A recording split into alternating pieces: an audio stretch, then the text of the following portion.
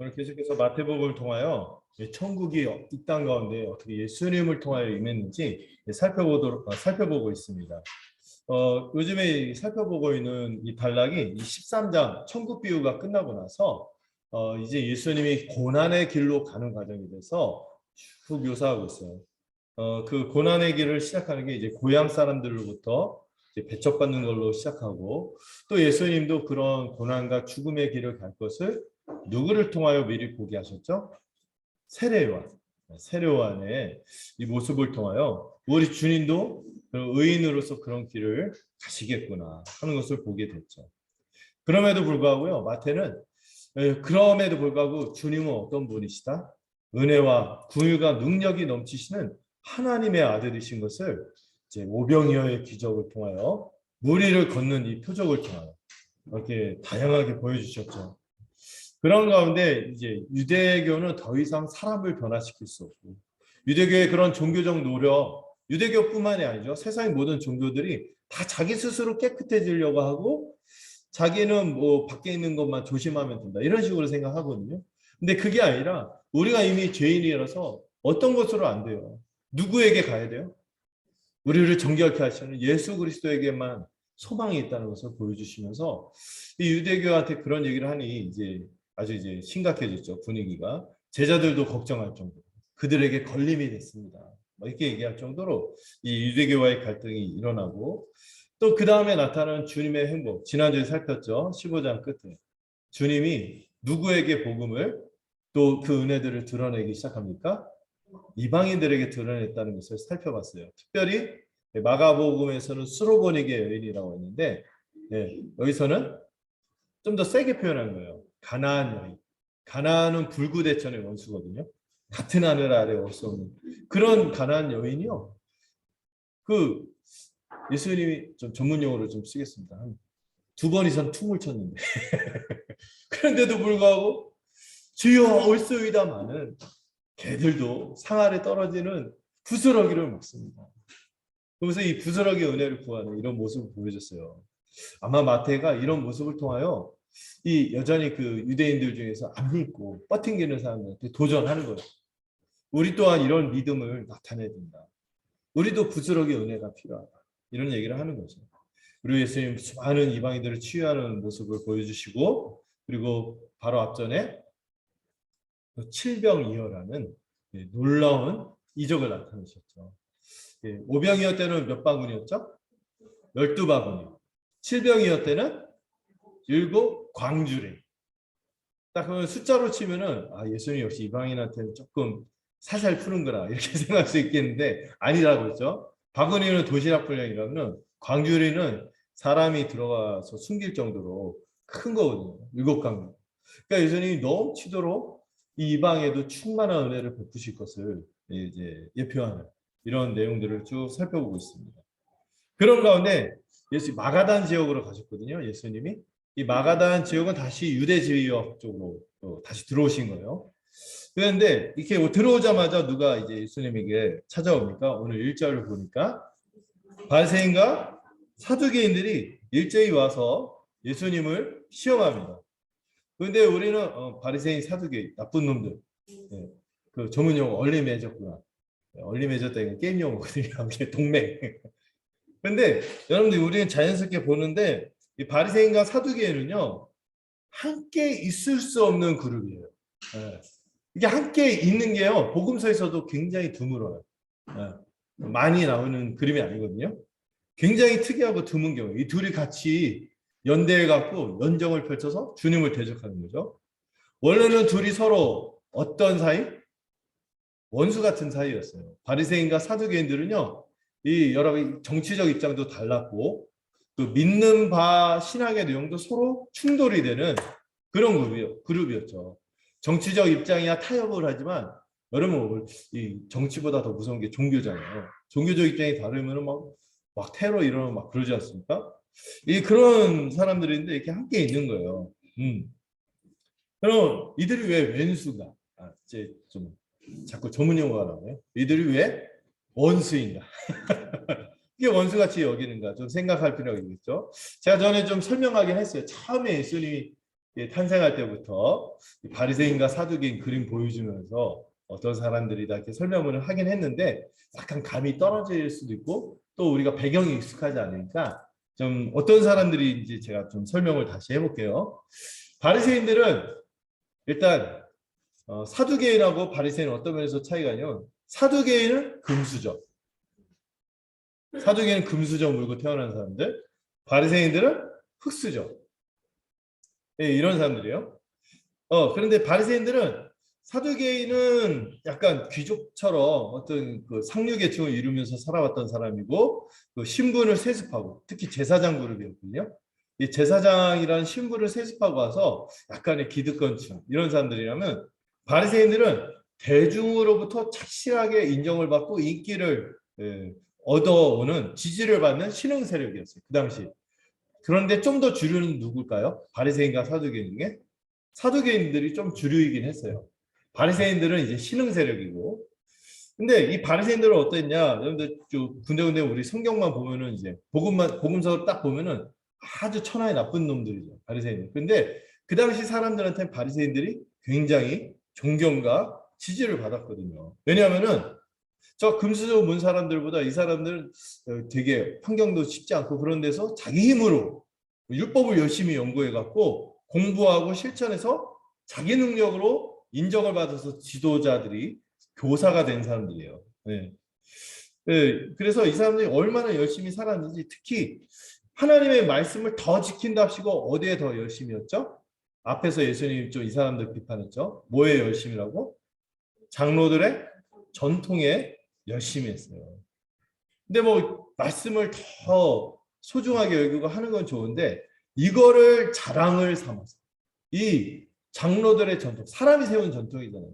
이 전통에 열심을 부린 것을 스스로 긍지로 삼고 자랑을 삼아서 이것을 자기의 의로 여겼던 사람들이에요. 네. 또 그러다 보니까 그게 실제로 그 사람의 의롭게 하지는 않잖아요. 그러니까 뭘 할 수밖에 없어요? 자꾸 아닌데 긴 것처럼 외식을 할 수밖에 없는 위선을 부릴 수밖에 없는 거죠. 네.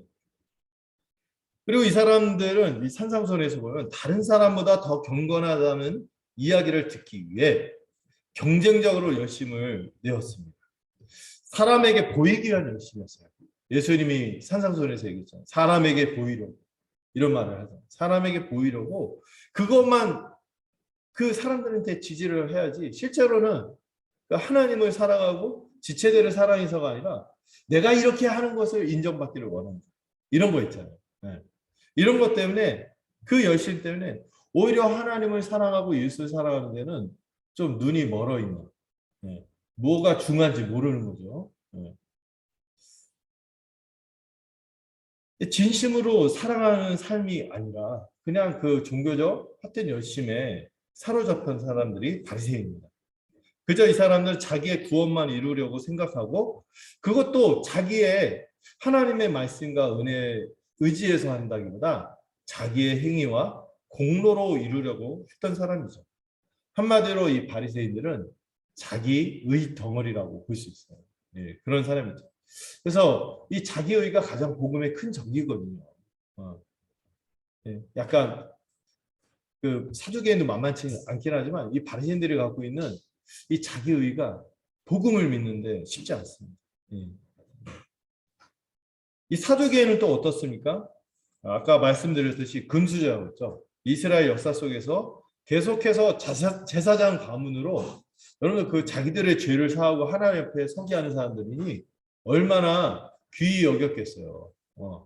그리고 이 제사장 가문은 또 세습을 했어요. 그러니까 자연스럽게 지도자 계층을 이루면서 상류 계급으로 이 지위와 권세를 누렸던 사람들입니다. 이 사람들은 이제 기득권자이다 보니까 굉장히 오만하면서 또 동시에 가진 게 많으니 세속적일 수밖에 없어요. 그리고 탐욕도 많았습니다. 그리고 여러분 없는 사람은 그 없는 대로 이렇게 할 수 있는데 있었다 없는 거는 힘들잖아요. 그러니까 있었다 없는 게 싫으니까 이거를 잃지 않기 위해서 약간 종교 권력 이걸 놓치지 않기 위해서 약간 방법을 어떤 방법도 서슴지 않았는데 심지어 이방인과 손잡는 것도 꺼리지 않는 모습을 이 사두개인들, 제사장 그룹에서 볼 수 있어요. 예를 들어서 옛날에 알렉산더 찾으러 왔을 때 가장 문제한 사람이 제사장이래요. 제사장이. 예. 그리고 지금 로마가 막 제국 식민지를 갖고 유대인들을 막 괴롭히고 해도 그 로마 지도부하고 굉장히 우호적인 관계를 유지하면서 이 종교 권력과 이 체제를 유지하는 데 이용했던 사람들이 이 사람들이죠. 예, 로마인들하고 손잡는 것도 꺼리지 않았고요. 특히 누구하고도 폭군인 헤롯. 이 폭군인 헤롯과 손잡는 것도 이렇게 서슴지 않았던 사람들입니다. 이분들은요, 특이하게 이 성전과 제사를 끼고 권력을 누리다 보니까 율법에 대한 열심은 조금 있긴 했죠. 있긴 했는데 율법, 특히 이 구약의 말씀 중에서 뭐만 중요하게 여겼어요? 모세, 오경만 중요하게 여기고 다른 것들은 별로 소중하게 여기지 않았어요. 모세 오경만 인정했어요. 왜냐하면 거기에 뭐가 있어요? 성막에 대한 얘기가 있고 제사에 대한 얘기가 있는데 여러분 예언서나 역사서만 좀 가도요. 특히 예언서 가면은 누구 욕을 그렇게 많이 해요? 왕 이어서 제사장들 욕을 많이 하거든요. 그래서 그런가? 근데 이상하게 모세오경만 보수적이 아니죠. 우리식으로는 아주 자유주의죠. 모세오경만 인정하고 또 그것만 이 모세오경은 뚜렷한 어떤 부활에 대한 얘기가 없거든요. 그러니까 부활도 안 믿었어요. 몸의 부활을 안 받아들였어요. 특이하죠. 몸의 부활도 안 받아들였고 또 지금 세상이 좋으니까요. 이 사람들 대체로 세상이 변하는 게 좋을까요? 이대로 졌어. 네, 이런 사람들이에요. 네.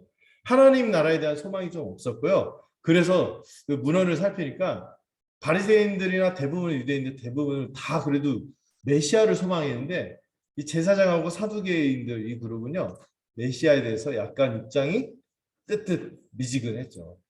네. 어떻게 바뀔지 모르니까. 네. 메시아에 대한 열망이 별로 없었던 사람들이 이런 사두개인들입니다. 여러분, 그런데 이 바리새인들은 이제 부활도 믿고 또 지지 기반도 다르고 또 정치적 입장, 종교적 입장이 다른데도요. 특이하게 오늘 어떻게 해요? 이 둘이 하나로 연대했어요. 어떤 것을 목적으로 예수님을 거꾸러뜨리고 죽이는 데는 하나가 되는 것이죠. 함께 유대 지도층이지만 믿는 바도 틀리고 목적도 다르고 서로 워낙 미워했었는데 여기서 특이하게 적의 적은 아군인가요? 그래서 서로 예수님을 미워하고 함정에 빠뜨려서 죽이고자 하는 데는 아주 그냥 열심으로 하나가 됩니다. 좋은 일이 아니라 나쁜 일에서 악한 일에서 뜻을 모은 것이죠.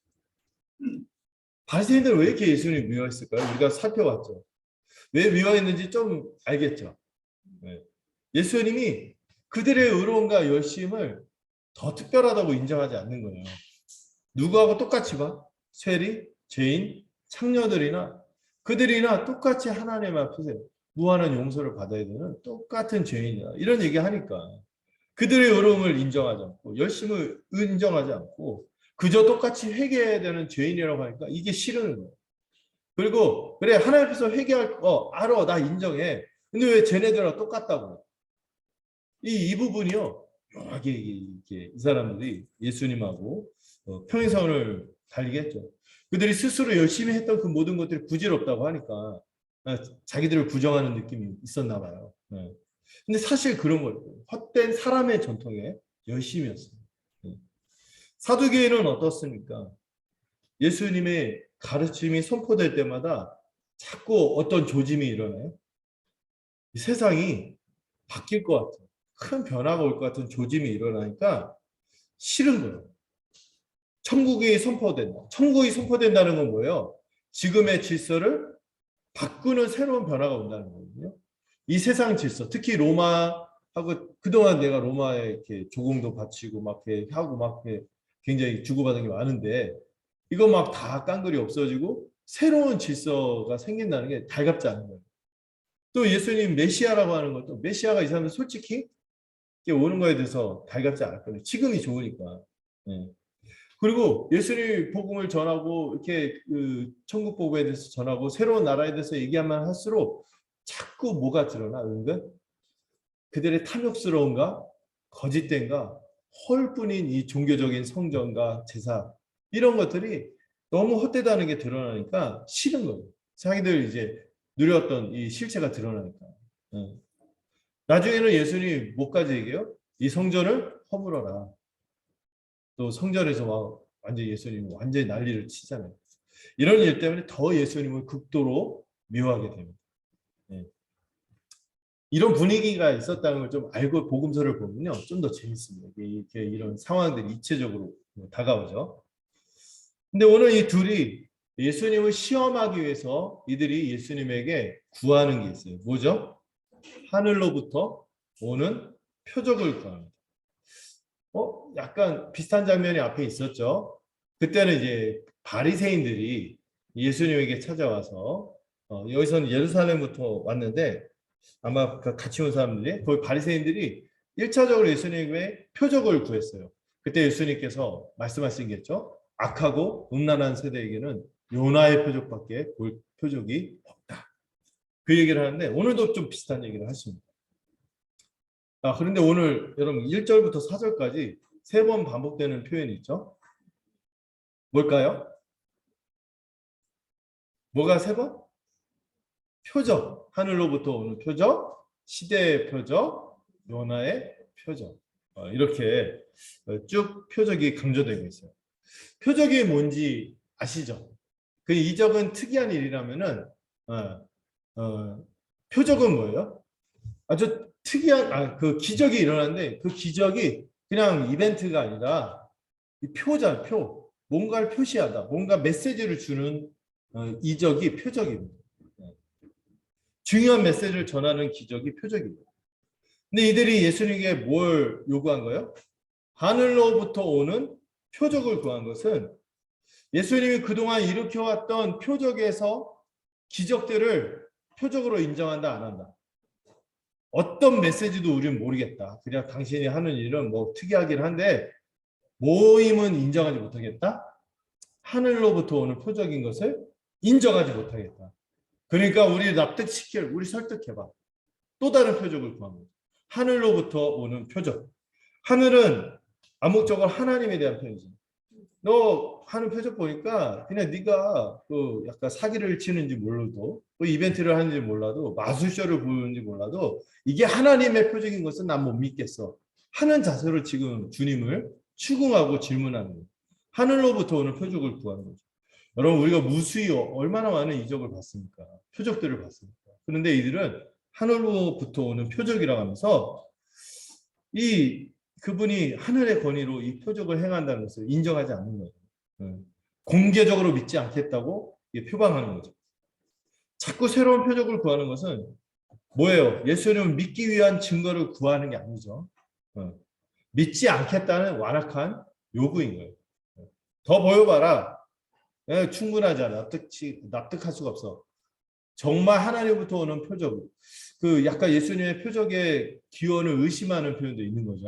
하늘로부터 온 것이 아니면 누구로부터 온 거예요? 마귀, 사단으로부터 온 거라고 생각하는 거죠. 이미 이 사람들은 이분들이 하면 안 되죠. 이 사람들 앞에서 예수님이 이적을 일으키는 것에 대해서 누구의 힘을 힘입어서 한다 했어요? 바알세불, 귀신들, 아주 더러운 이런 존재들에 의해서 저런 거 하는 거다 이렇게 비방을 한 건데 그런 맥락에서 이 지금 분위기가요 하늘부터 오는 표적을 사모한다 이게 아니란 말이에요. 너 표적의 출처도 근원도 의심이 되고 믿지 못하겠다. 좀 납득하면 좀 보여봐. 해봐 이거죠. 해봐. 제 군대에서 제일 싫었던 고참이 해봐 고참이었어요. 갑자기 못하는데 해봐 그려봐 뭐 해봐. 생전 알바인데. 근데 예수님은 할 수 있지만 이런 얘기 하니 얼마나 얄밉습니까? 네, 하늘로부터 오는 표적을 구하는 이 완악한 모습을 볼 수 있어요. 예수님이 메시아인 것을 아주 완악하게 거부하는 모습인 것입니다. 그래서 예수님이 그 다음에 말씀을 하시는 거예요. 한탄하시면서 말씀을 하시죠. 이들이 날씨 같은 자연 현상이 있잖아요. 저녁에 하늘이 붉으면요. 그 당시 거기는 날씨가 뜨개서 저녁에 날이 붉다는 건 뭐예요? 비구름이 낀다는 거거든요. 근데 얘네는 계속 오는 게 아니라 푹 쏟아졌다가 끝나요. 저녁에 한바탕 쏟아지면 그 다음 날은 어떻겠어요? 알겠죠. 그 다음 날은 좋겠다고 이제 예측을 하는 거죠. 분별하고. 근데 아침부터 하늘이 붉고 막 이렇게 뭔가 이래. 이 하늘이 붉고 이런 비구름 얘기하는 거거든요.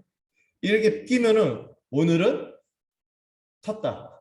날이 굳겠다. 이렇게 생각하고 분별하고 예측하면서 이 날씨를 이렇게 딱 보면서 이렇게 판단을 하잖아요. 자연현상 같은 거 이렇게 보면서 예측하고 이런 걸 잘하면서 지금 뭐는 못하고 있다고요? 시대의 표적은 분별하지 못하고 있다고 말씀하고 있습니다. 시대의 표적이 뭐죠? 시대의 표적. 시대가 어떻게 바뀌고 있는지 그 중대한 메시지를 알려주는 이 표적은 지금 이들이 그렇게 보여줬는데도 불구하고 위대한 시대가 왔어요. 옛 시대가 끝나고 새 시대가 임했단 말이에요. 이걸 뭐라고 하죠? 종말. 한 시대가 끝나고 새 시대가 시작되는 위대한 시대가 시작이 됐어요. 이 시대의 표적, 이 종말의 표적, 이걸 주님이 그렇게 보였는데도 예수님이 새 시대를 가져오는 메시아이고 인자이시고 그런 것을 보여주는데도 그것을 지금 완악하게 거절하고 분별하지 못하고 있는 것입니다. 지금 예수님이 행하신 일들은요, 갑자기 행하는 게 아니라고 했죠. 오래전부터 구약에서 꿈꿔왔던 거. 우리가 계속해서 언약을 금요일마다 배웠잖아요.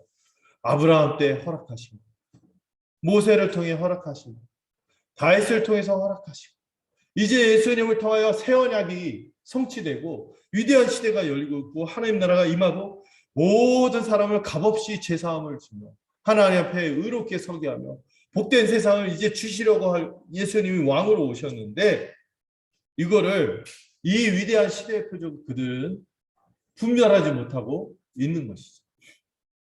예수님은요, 이 죄와 사망과 사단의 권세가 떠나가게 하시고 의와 생명을 가져다 주시는 바로 그러한 메시아인 것이죠. 이들은 표적을 구했으나 표적을 알아보지 못하는 자들.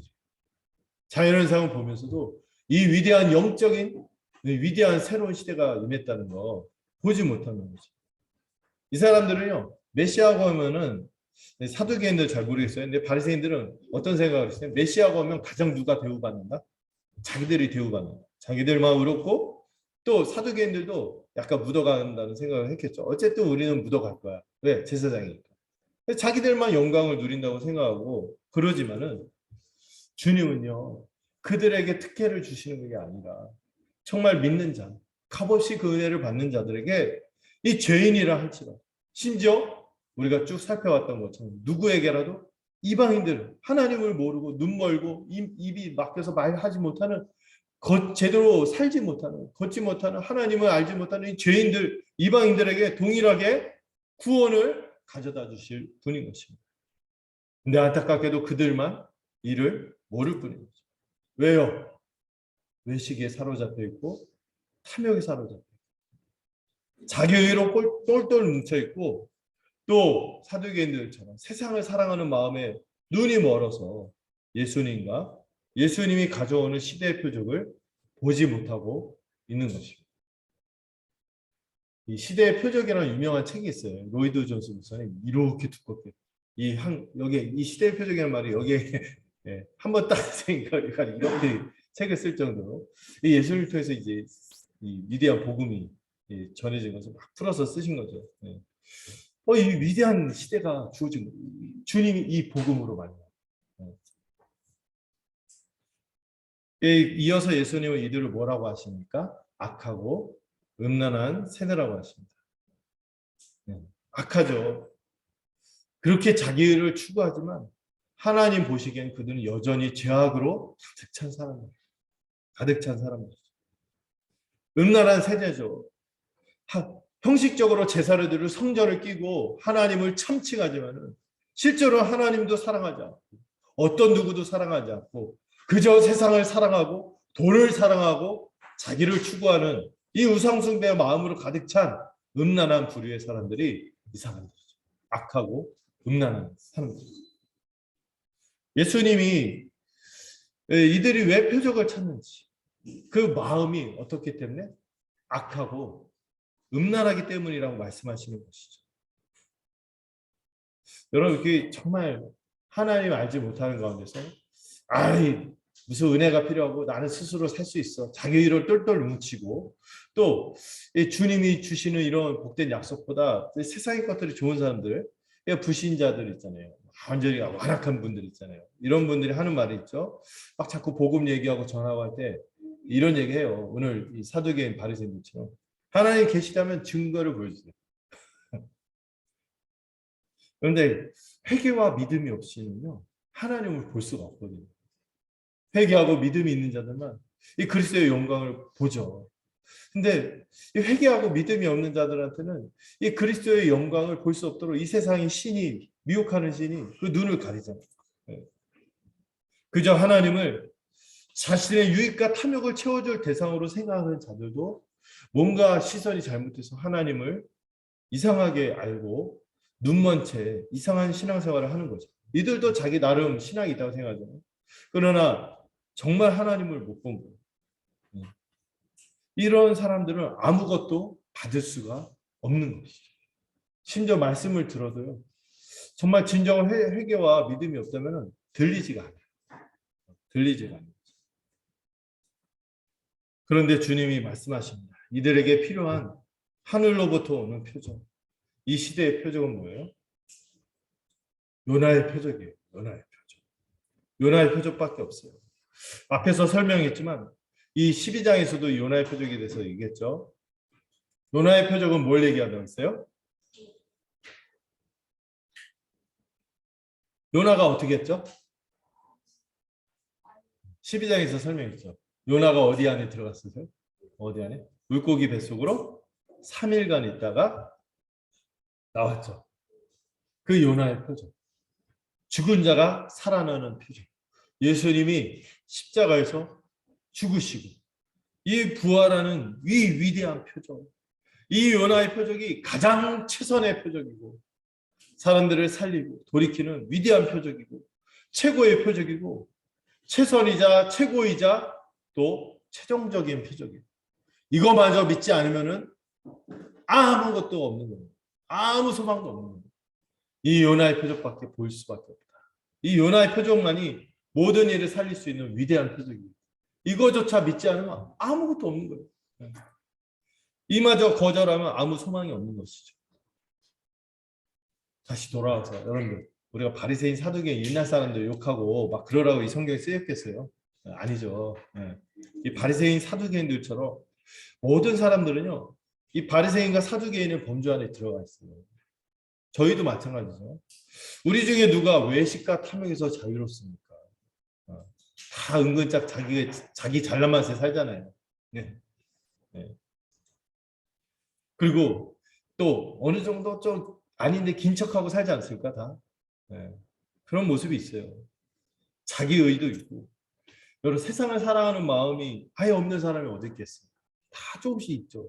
부스부스 막 섰잖아요. 여전히 세상을 사랑하는. 우리 모두가 바리새인 또 사두개인, 바리새적이고 사두개적인 사람들이죠. 이런 우리 모두에게 절실하게 필요한 것이 뭐예요? 하늘로부터 오는 표적. 이 시대의 표적. 이 요나의 표적. 이 예수 십자가, 이 부활의 복음이 우리에게 절실하게 필요한 것입니다. 이 4절의 표현이 서늘합니다. 예수님이 그들을 떠나가시더라. 이 말씀만큼 두려운 말씀이 없는 거예요. 예수님을 끝까지 거절하는 자. 이 표정마저도 거절하는 자에게는 더 이상 기회가 없는 것입니다. 자, 이제 5절에서 7절을 볼까요? 보시면은 이제 예수님이 바리새인과 사두개인들이 누룩을 경고하시는데 약간 촌극, 약간 코믹한 에피소드가 좀 벌어지죠. 이 예수님과 제자들이 이제 이들을 떠나서 이제 다시 갈릴리 건너편으로 갔어요. 이건 뭐예요? 이방 지역으로 또 가셨다는 거예요. 이 건너편 이방 지역인데 이곳에 갔는데 세상에 제자들이 앞에서 어떤 기적이 있었죠? 칠병이어. 이 칠병이어의 기적에다가 7강줄이나 되는 빵이 있었어요. 이 7강줄이나 남은 빵을 식량으로 가져오는 것을 잊어버렸어요. 여러분 이 정도 부피의 7강줄이나 되는데 잃어버리기도 쉽지 않은데 여러분 좀 큰 거는 잃어버리기 좀 어렵잖아요. 작은 거를 잘 잃어버리고. 저 얼마 전에 선풍기 리모컨 잊어버려갖고 집안을 다 뒤집었는데 안 나오더라고요. 버뮤다 삼각지대. 진짜 아내가 진짜 잘 찾거든요. 하나 진짜 못 찾더라고요. 그래서 야 신기하다 이러고 있었는데 이거 조그만 거니까 그런데 떡 일곱 강줄이라니까요. 근데 이걸 놓고 왔어요. 이 사람들이 어떤 사람들이 좀 파악이 되죠. 네. 믿음이 작으면은 행동이라도 빠릿빠릿해야 되는데 이것마저도 없는 사람들이 정말 이것도 없구나. 일이라도 잘하면 좋은데 그것도 아니에요. 이런 제자들이죠. 근데 예수님이요. 그런 거에 관심이 없어요. 그런 거 개념치 않아요. 우리 교회로 살 때도요. 좀 모자란 것 같아요. 이게 괜찮아요. 근데 정말 중요한 건 놓치면 안 되는데 이 사람들 그것도 없어. 성동열도 아니고. 아니죠. 김은경 감독도 아니고. 뭐도 없고. 참 예수님 답답하셨겠어요. 다만 예수님 바라는 건요. 뭘 바랄까요? 그냥 믿음을 갖는 거. 완전한 믿음을 갖는 거. 그거 하나 바라는데 이들은 그렇지 않습니다. 일단 그런 상황이었어요. 떡을 다 두고 왔어요. 예수님이 딱 얘기한 거예요. 제자들에게 조심하고 주의하라. 삼가 이게 조심하라. 그리고 뒤에 주의하라. 강조죠. 조심하고 주의하라. 그래서 굉장히 주목시키면서 굉장히 강조하는 메시지가 있었는데 뭐예요? 바리새인과 사두개인의 누룩을 주의하라고 굉장히 힘주어서 강조한 거죠. 여러분 이 누룩이 뭔지 아시겠죠? 이들이 가르치는 거짓된 가르침들, 교훈들, 그들의 삶과 그들의 사상, 특히 그들의 가르침들 이걸 뜻하는 거예요. 13장에서 누룩은 좋았죠. 하나님의 나라에도 안에서부터 내부에서부터 변혁시키는 그 어마어마한 능력 이거를 누룩으로 비유했었어요. 근데 여기서는 누룩은 바리새인과 사두개인의 거짓된 교훈이에요. 비슷한 건 있어요. 안에서부터 아주 부패시켜서 악한 영향력을 드러내는 거죠. 천국 복음은 선한 영향력을 드러내서 새로운 변화를 가져오는데 이들의 누룩은 어때요? 다시 과거로 돌아가게 하고 죄인으로 머물게 하고 사람을 안에서부터 부패시키고 심각한 부패와 파괴를 가져오는 것이 바리새인과 사두개인의 누룩인 것입니다. 여러분 좀 어떤 단어 나올 때요 문맥에 따라 봐야 된다는 거 아시죠? 어떤 단어 나왔다가 다 나쁜 거 좋은 거 이런 거 없어요. 그 문맥에 따라 봐야 돼요. 뱀도 그렇잖아요. 모세의 광야의 노뱀은 예수님을 드러내지만 에덴에서의 뱀은 하나님을 대적하는 이런 상징인 것 같듯이 그 문맥의 위치에서 봐야 돼요. 어쨌든 이 누룩은 이 바리새인과 사두개인의 누룩은 뭐다? 악한 교훈. 그들의 가르침에 대해서 경계하라는 거예요. 또 항상 이 가르침과 교훈이 삶을 낳거든요. 그런 부분 때문에 이제 그걸 경계하시는데 이 웃기는 일이 발생하죠. 제자들이요 예수님의 이 말씀을 듣고 어떻게 합니까? 완전히 동문서답을 완전히 동문서답. 뭐죠? 빵 안 가져와서 그런 것 같다. 빵 놓고 와서 그런 겁니다. 야, 우리 마음에 찔렸네 말. 일곱 강들이 가까운 거 하면서 찔렸네. 야, 이거 안 가져와서 주님. 왜냐면 그 누룩하면은 어디에 들어가? 빵에 들어가니까 우리가 빵 가져가고 우리 찔리러 그 지적하는 거다. 막 이러고 술렁술렁 하는 거예요. 예수님이 저런 말씀하신다고 서로 수군거리는 거죠. 안타깝지 않습니까? 예. 이거 사실 이게 당사자가 쓴 거예요. 자기들이 얘기한 거를 마태가 마태도 이 그룹에 있었잖아요. 예. 이들에게 너무 중요한 가르침을 주시고자 하는데 정말 엉뚱하게 알아듣고 막 그러는 거예요. 이들의 관심이 어디 있어요? 전문용어로 콩밭에 가 있다. 다른 데 있는 거예요. 전혀 알아듣지 못하고 있는 거죠. 우리가 이 바리새인 사두개 너무 뭐라고 할 게 아니고 저도 이거 보면서 제 과거를 생각하면서 지금도 가끔 그런데 우리도 그런데 가끔 신앙생활하면서 정말 우리가 주님의 뜻과 우리의 관심이 어긋날 때가 참 있지 않습니까? 우리의 연약함을 인정하게 되는 거예요. 마태도 자기를 드러내 우리가 이랬다. 우리가 그러지 않냐. 이 얘기를 하는 거죠. 자 이제 8절에서 12절로 갈게요. 이제 예수님이 이 제자들이 왜 수군거리는지 아시고 그들에게 질문을 던집니다. 먼저 예수님이 그들의 믿음이 어떤 믿음이라고? 올리고 믿음. 너무 믿음이 작다. 믿음이 작다. 이렇게 지적하시죠. 그들이 이렇게 누룩 얘기했는데 이 진리를 가르치고 교훈하시는데 왜 빵 얘기에 얽매이고 있습니까? 이들이 이 빵이 없는 것에만 관심이 있었기 때문에 거기에 빵 문제로만 사로잡혀 있었기 때문에 그런 것이죠. 이들은 여전히요 그 칠병이었대 그 제자들 이 광야에서 우리가 어디서 이 사람들 먹이겠습니까? 그 상태에서 별로 발전이 안 된 거죠. 자기들의 상황, 열악한 상황, 자기들이 갖고 있는 게 너무 적다는 거. 이 자원이 이 결핍된 거, 아주 빈곤한 자원. 여기에만 관심이 있는 거예요.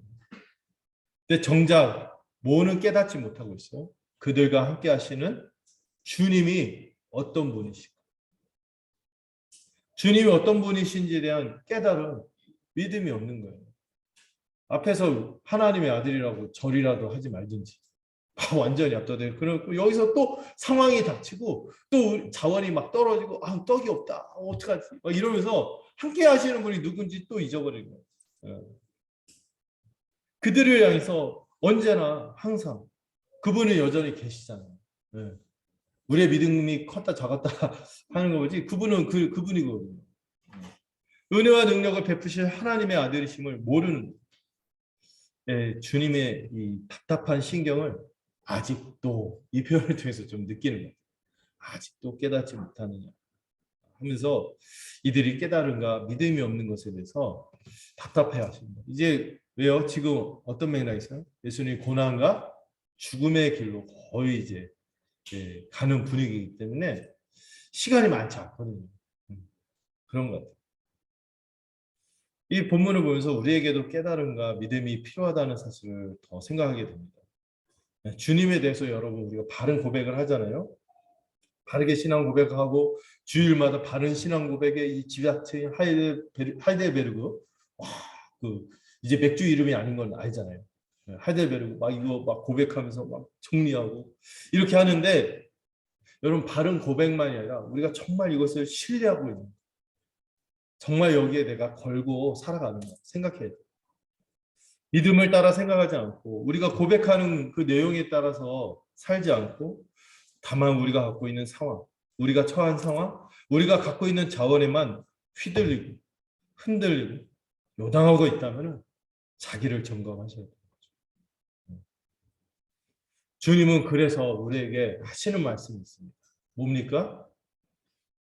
기억하지 못하느냐? 이 말은 뭐예요? 기억해라. 기억해야 되는 거예요. 기억이 중요해요.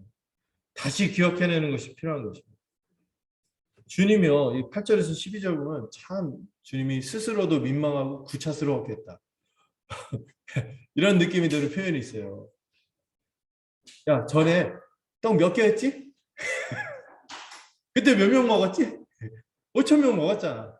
떡이 5개고 5천 명 먹었어. 우리 몇 바구니? 여러분 그냥 있잖아요.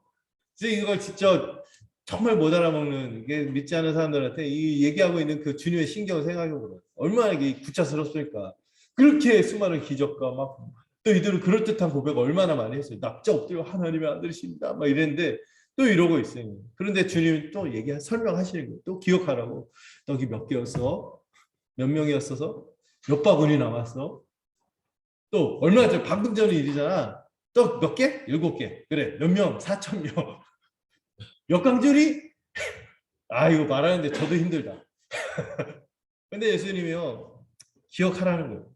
다시 기억하고 또 말씀을 하시는 거예요. 그러면서 계속해서 이들에게 바라는 게 뭐예요? 이들이 빠릿빠릿한 거 원하지 않아요. 뭘 원해요? 믿기를 원하시는 거예요. 믿어라. 나를 좀 믿어라. 제자들에게 믿음을 촉구하시는 것이. 이 말씀을 기록한 마태도요. 이때를 떠올리고 예수님의 이 구차하지만 참 민망하지만 자기들도 민망하고 그러지만은 이걸 기억하면서 이때를 떠올리면서 우리에게 말을 거는 거예요. 우리의 더딘 깨달음, 우리의 이 믿음에 대해서 함께 다시 주님이 하신 일을 기억하자. 격려하는 것입니다. 기억해야 돼요. 잊지 마셔야 돼요. 여러분들에게도 그런 기억할 만한 순간들이 있지 않습니까? 여러분들이 받았던 그 말씀들 있잖아요. 이거 기억해내야 돼요. 마태는 그것을 기억해야 된다고 우리에게 도전하는 거죠. 여러분 이 12바구니와 7강주가 뭘 뜻하는지도 배웠죠. 예. 하나님의 백성들의 수제자. 이 유대인과 더불어 이방인 모두를 충만하다. 풍성히 먹이고도 남는 은혜와 능력이 있는 분이 누구다? 우리의 예수 그리스도. 우리 주님이시다. 그래서 우리의 주님의 복음을 들을 때마다 우리는요. 확신과 소망이 불러일으켜집니다. 우리의 관심은 엇나갈 때가 많고 얼마나 관심이 엇나갈 때가 많아요. 영적인 사실들이 많다고. 눈은 여기 보는 것 같은데 막 실제 거기 보는 게 아니에요. 사실들이 많죠. 혹시 이게 또 비하의 표현이 될까 두렵습니다. 이런 표현이 요즘 조심스러운데 하여튼 약간 그런 불편한 분들. 이해력도 떨어질 때가 많지 않아요, 우리가? 이게 빨리빨리 어디까지 깨닫는데도 참 시간이 더뎌요. 그래도 마음이 있으면 돼요. 근데 이 마음이 엇나가니까 자꾸 관심이. 그래서 참 답답하고. 그리고 그렇게 수많은 경험과 체험들이 있고 그런 수많은 고백과 많은 가르침들이 있었는데 우리의 기억은 왜 이렇게 퇴색되기가 쉽습니까? 퇴색할 때가 많잖아요. 그래서 우리는 성경과 복음을 끊임없이 다시 배우고 가르쳐야 하는 것입니다. 다시 기억하고 구차하고 민망하다고요? 아니요, 우리가 그래요. 들어야 돼요. 오죽하면 찬송가 중에 그런 것도 있어요.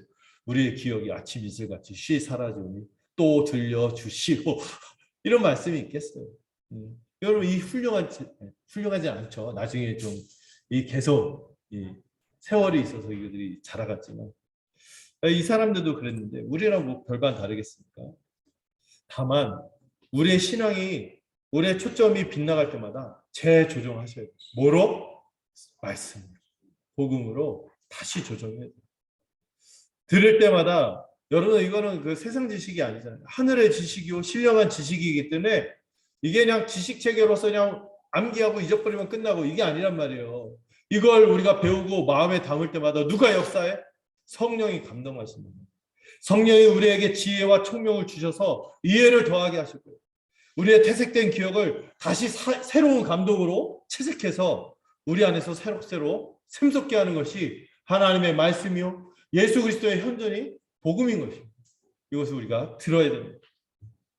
주님의 관심은 우리가 더 이상 이 떡의 문제로 전전긍긍하길 바라지 않으십니다. 사람은 떡으로 사는 것이 아니라고 했습니다. 뭐로 산다고요? 그날 주어지는 하나님의 말씀으로 사는 것이기 때문입니다. 그래서 우리가 DBS 하는 거예요. 하나님의 말씀으로 사는 것이죠. 그리고 또한 주님은 뭐라고 도전하셨죠? 먼저 그 나라와 그 의를 구하라. 그리하면 이 모든 것을 너희에게 더하실 것이다.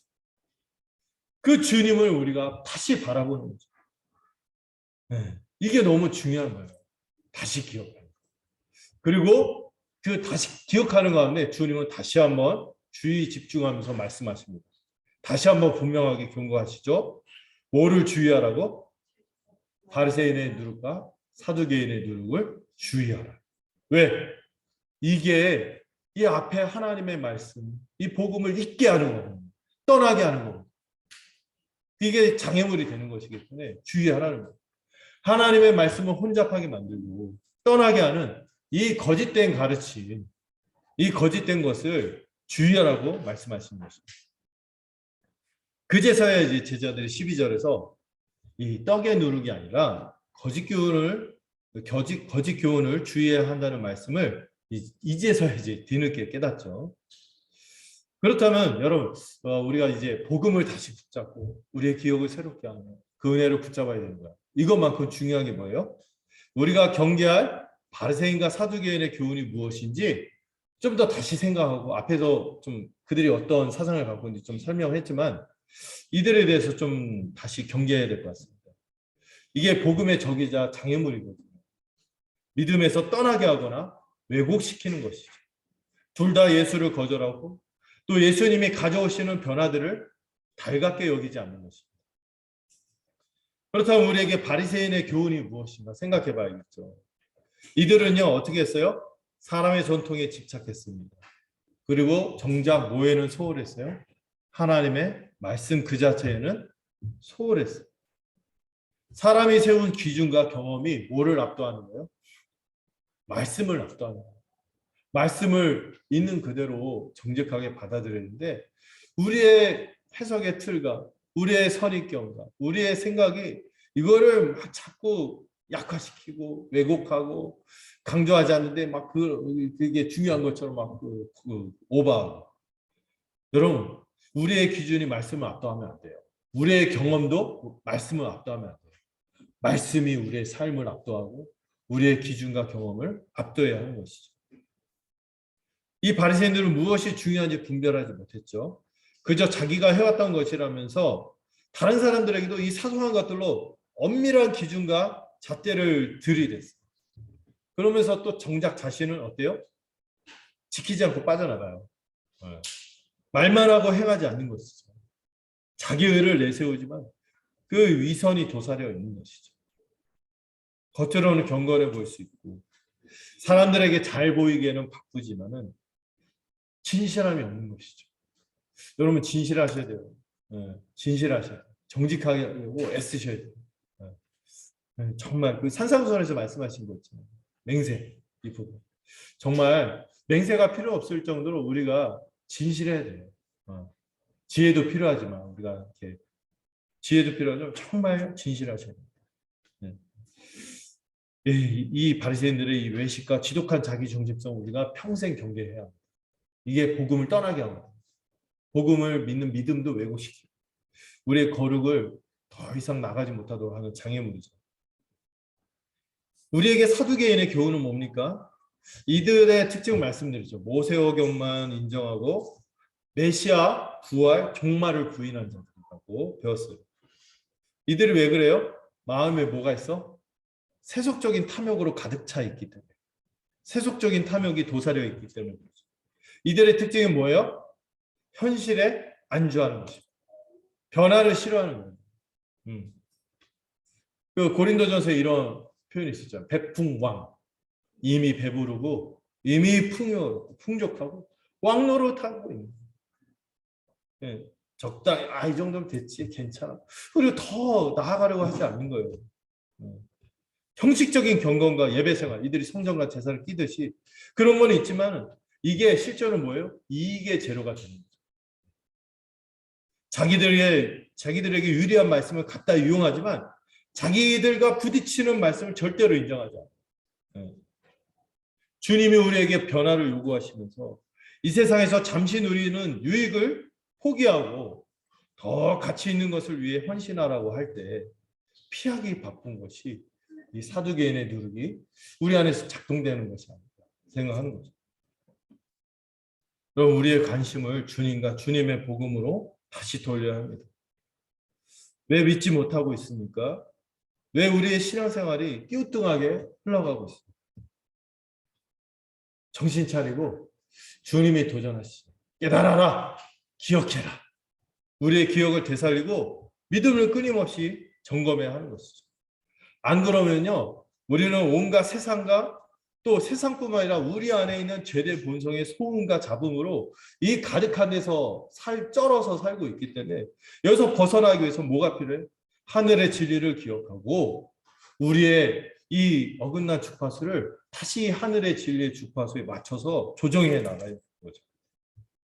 우리 모두가 주님을 답답하게 하지 않고 시원하게 해드리는 믿음을 갖기를 소망합니다. 그러기 위해서 우리가 이 주파수를 조정하는 게 필요한 거예요. 이게 저는 이 말씀과 기도의 시간에 생각해요. 말씀으로 계속 조정하세요.